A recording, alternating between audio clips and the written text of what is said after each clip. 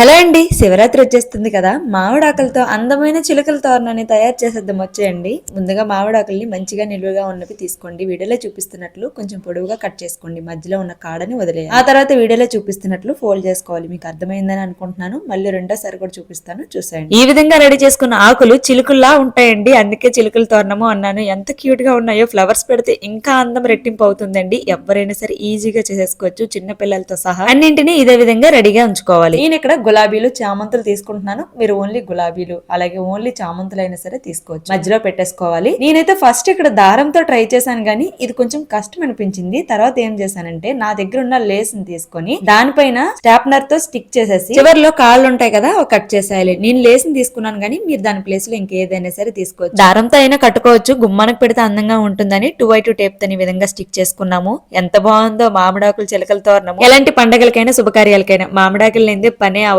ఈ మామిడాకులతోనే పండగ కాలు వచ్చేస్తుంది మన ఇంటికి. మీరు కూడా రాబోయే ఫెస్టివల్స్ కి అకేషన్స్ కి ఇలా ట్రై చేసి చూడండి, చాలా అందంగా ఉంటుంది. మన ఛానల్ 1 lakh సబ్స్క్రైబర్స్ కి చాలా దగ్గరలో ఉందండి. ప్లీజ్ ఒక లైక్ చేసి షేర్ చేసి సబ్స్క్రైబ్ చేయడం మర్చిపోవద్దు. Thank you.